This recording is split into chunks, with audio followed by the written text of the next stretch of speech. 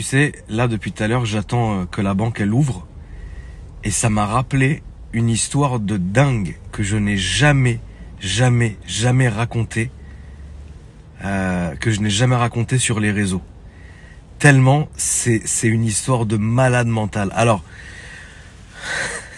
pour la sensibilité des plus jeunes, hein, si vous voudriez les mettre un peu au placard ou les envoyer jouer avec leur caca dans leur chambre, qu'on puisse raconter la bonne histoire. Parce que celle-là, elle est fatigante, frère. Cette histoire, elle doit bien dater de 2009. Attends, je vais ouvrir un peu et m'en griller une avant mon rendez-vous. Voilà. Cette histoire, elle doit dater de 2009, tu vois. Un matin, je vais à ma banque. Et j'avais mes deux potos avec moi. Qui, eux, sortaient... Enfin, on sortait tous d'une nuit blanche, tu vois. Mais eux, je venais de les récupérer de la boîte, tu vois. Et donc, je vais les récupérer et je dis, bon, vas-y, avant de rentrer, tu sais, ils étaient dans un after. Avant de rentrer, il faut que je passe à la banque. Donc, vas-y, ils se disent, ok, tu vois. Et moi, j'étais dans la Fantôme et je conduisais ma Fantôme. Et derrière, il y avait mes deux potos, tu vois. Ils étaient morts, arrachés. Et en fait, ils se sont mis derrière, tu sais, pour être tranquille. Parce que dans la Fantôme, c'est tellement grand que tu t'endors.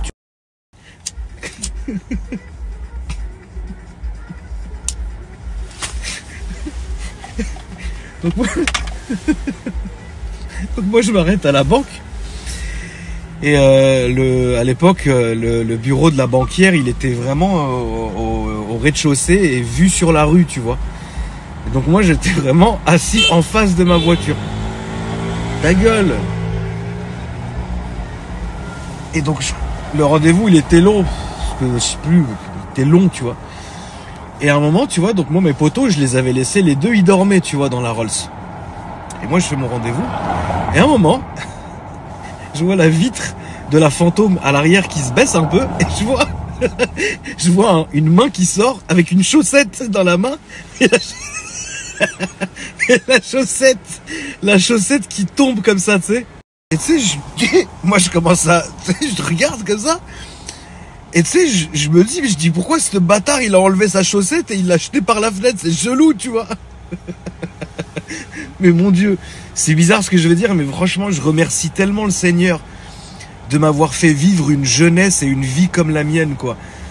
C'est tellement con, frère, quelle vie de con, mais c'était marrant, hein. Et donc bref, moi je finis mon rendez-vous et tout. Et tu sais, je remonte, tu sais, je passe devant la voiture, et je vois la chaussette de mon frangin par terre, tu vois, dans le caniveau.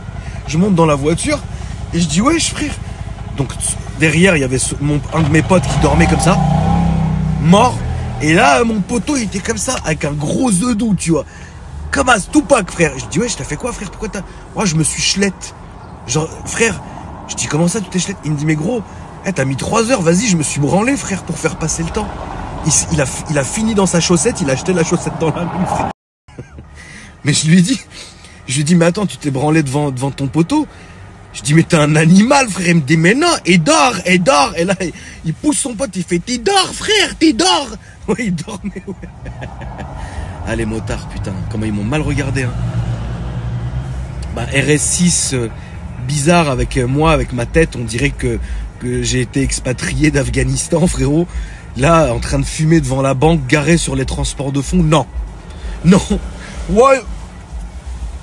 Ouais, Philippe, t'as vu le RS6 là? Ouais, il y a Anguille sous roche. Il y a Anguille sous roche, on va aller voir.